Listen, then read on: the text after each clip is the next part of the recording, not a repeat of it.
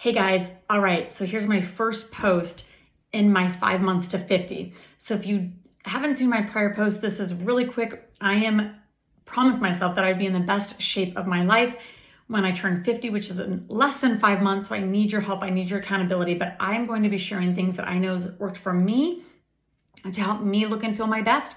But also I would love your feedback. There are areas that I would love your feedback and resources and what you have found. And this isn't just for women, this is for men too. This is just midlife. And I feel like there's not enough conversation about midlife. So let's just have a conversation as I post along. So being in the best shape of my life, when I think about the word shape, I always think about the word circle because my dad always says, well, round's a shape. And it's obviously I don't want to be round when I turn 50. I want to look and feel my best. And I think as we age, we realize that feeling our best is just as important as looking, because if we can't enjoy life, what's the point, right? So I'm going to start, even though I'm going to go from head to toe, things in my environment, things inside, things that I know have helped me. I'm going to actually start with brain health because, right, like we have to have good brain health. So really, what is brain health?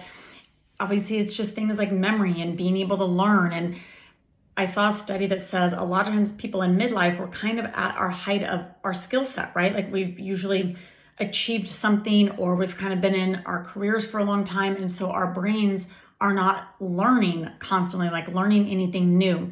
And so how do we keep our brains active? And I noticed I was like having a hard time remembering a lot of numbers in order or recalling certain things or even spelling, right? Because our phones do so much for us. So I have 4 things I'm going to share with you today that have helped me, and I hope that they help you too. The first one is I actually follow this guy. I found him on TikTok, but his name is Dr. Daniel Amen, and he's amazing with overall brain health and treats tons of things like everything from mental illness to ADHD. But he actually started a thing called Amen University. It's AMEN university.com, where he actually has a lot of free content on learning about your brain, how it learns, what we can do to challenge it. For instance, I have ADHD, so he has tons of resources on there about what to do with our brains to keep them healthy. The next thing is that I highly recommend is meditation. It's just one of those things a lot of times people think is like woo-woo, or I have to go sit in a room or in a corner for 30 minutes.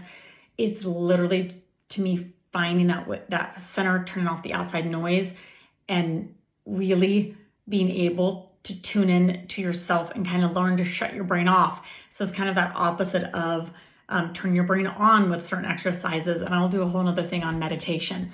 My third thing is, and I have an app at the end to share with you that I absolutely love. So wait for that at the end. My third thing that I do every day is what I call is my mind health. I actually just take one of these every single day.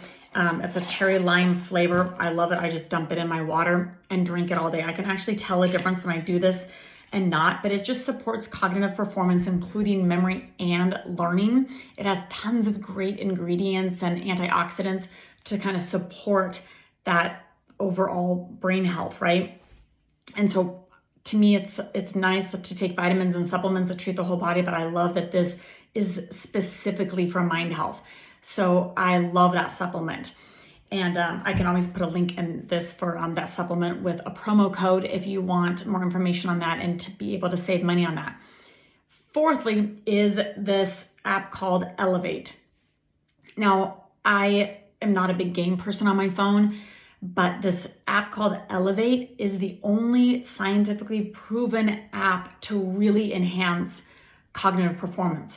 So in areas you can do really short exercises or you can do long ones, but it's actually, and people say, I don't have time for this. And it is a paid app. I don't know. I can't remember how much it is, but people are like, I don't have time for this. Oh my gosh, you guys, most of us take our phones into the bathroom and you can do some of these exercises in like 2 to 4 minutes a day.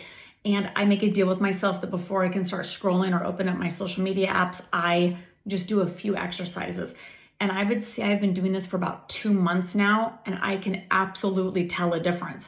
Like just with numbers, like when was the last time I've done like certain math or percentages or figuring out what part of sentences don't belong, just different things like that. It's actually, I've noticed like with the number sequences or it helps me in my writing. It's just an awesome app. And it keeps us learning, because I feel like a lot of times at midlife, we have not been challenged. We're not learning anything new. A lot of us at our kind of our height of our careers, or we've been doing them for a long time. And what's really challenging us? So unless you have a new hobby or a new craft, or you're learning something kind of to stay relevant, like what are we learning that's different? Maybe it's a language, maybe it's a musical instrument. But if we're not doing those things or challenging ourselves, our brain just kind of, to me, it just kind of levels out. And I know that I always want to be challenging my brain and growing. So anyway, that is brain health midlife so far, because I noticed things are not as clear sometimes.